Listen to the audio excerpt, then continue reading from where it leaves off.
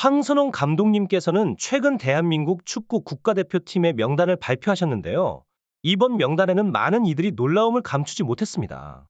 세계적인 축구 리그인 프리미어 리그에서 눈부신 활약을 펼친 손흥민 선수와 같은 스타 플레이어들은 당연히 포함되어 있지만 동시에 물병 3인방으로 불리는 선수들 역시 명단에 이름을 올렸다는 점에서 말이죠. 특히 이번 주말 프리미어 리그에서 한 골과 두 도움을 기록하며 팀의 승리를 이끈 손흥민 선수는 그 어느 때보다도 더 강력한 리더십을 발휘하고 있다는 평가를 받고 있습니다. 그런 그에게 대한민국 축구 팬들은 미안함을 느끼며 그의 어깨를 더욱 든든하게 밀어주고 싶어 합니다. 하지만 황선홍 감독님의 이번 결정은 여러모로 논란의 여지가 있습니다. 이강인 선수를 비롯하여 국민들에게 아픔을 준 물병 3인방의 국가대표팀 소집은 많은 팬들로 하여금 국가대표팀의 위신을 한 번에 무너뜨렸다는 비판적인 시각을 갖게 했습니다. 더욱이 이번 결정은 국가대표팀의 기강을 바로잡기 위한 것과는 거리가 멀어 보인다는 평가도 받고 있지요.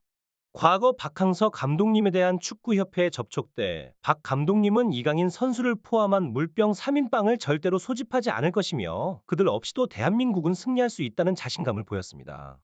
이러한 배경을 갖고 황선홍 감독님의 임시 감독 선임이 발표되고 단 2시간 만에 이루어진 명단 발표는 많은 축구 팬들과 전문가들 사이에서 충격적인 소식으로 받아들여졌습니다. 예상했던 대로 경기는 토트넘에게 매우 험난하게 펼쳐졌습니다. 집중 호우가 경기의 흐름에 영향을 미쳤고 아스톤 빌라의 긴밀하고 조직적인 플레이에 토트넘은 전반적으로 상당한 압박을 받았습니다. 이러한 압박은 토트넘으로 하여금 몇 번의 결정적인 실수를 저지르게 했으며 아스톤 빌라에게 중요한 기회를 제공했습니다. 게다가 비로 인해 필드가 미끄러워진 탓에 손흥민은 여러 차례 넘어지는 모습을 보였습니다. 후반전이 시작되고 반더 벤이 부상으로 인해 경기장을 떠나면서 토트넘의 어려움은 더욱 증가했습니다.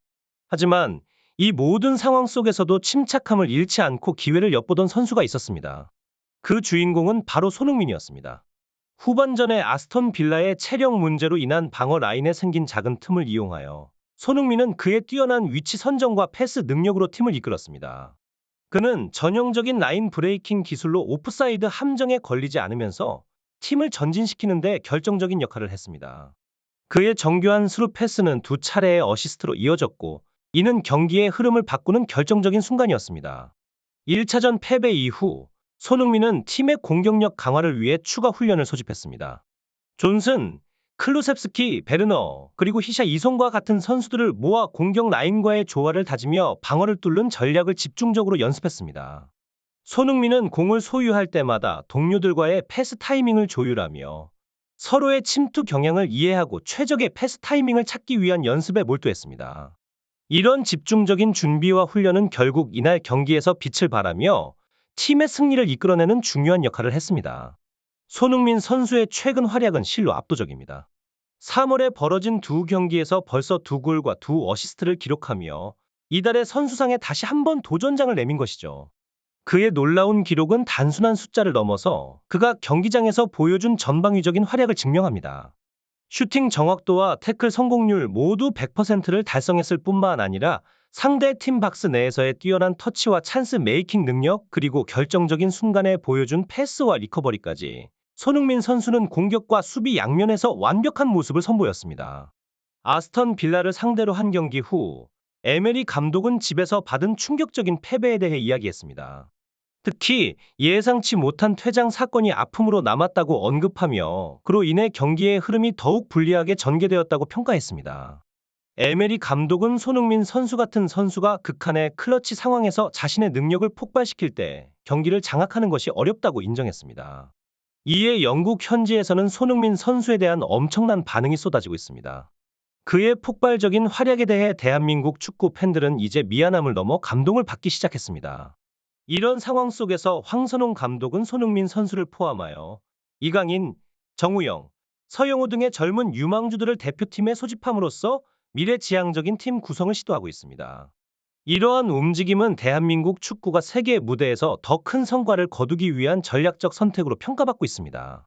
손흥민 선수의 활약은 단순히 개인의 성과를 넘어 대한민국 축구 전체의 동력이 되고 있으며 앞으로 그가 이끌어갈 더 큰 기대와 희망을 축구 팬들에게 선사하고 있습니다. 이번 대표팀 명단 발표에 대해 전문가들 사이에서는 특히 이승우 선수의 배제에 대한 의문이 제기되고 있습니다. K리그에서 뛰어난 활약을 보이고 있는 이승우를 대표팀에 소집하지 않은 결정은 많은 이들에게 동기부여를 해주고 무한 경쟁을 촉진해야 한다는 원칙에도 어긋나는 것으로 보여집니다. 이는 팀뿐만 아니라 국가를 대표하는 자리의 권위까지도 훼손하는 결정으로 비춰질 수 있으며 이에 대한 비판의 목소리가 높아지고 있습니다.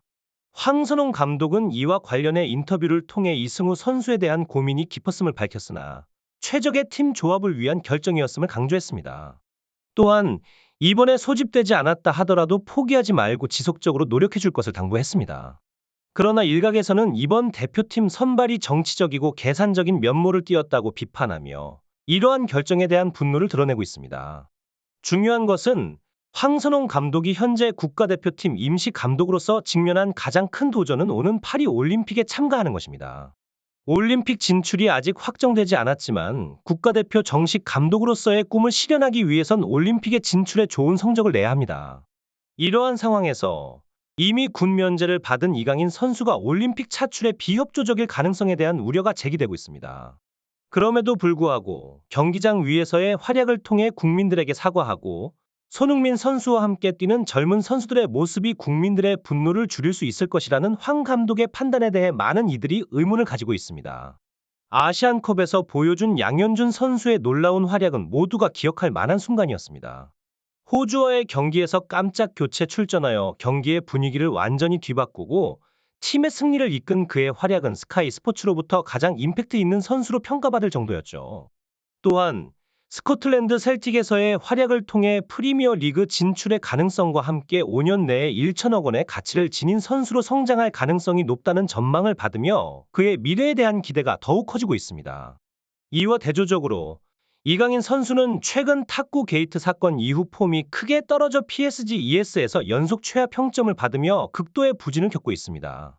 이런 상황 속에서도 한국 국가대표팀은 변화를 모색하고 있으며 이강인 대신 양현중, 스토크시티의 배주호 등 젊은 선수들을 아직 매치 기간 동안 소집하여 더 많은 기회를 제공할 방침입니다.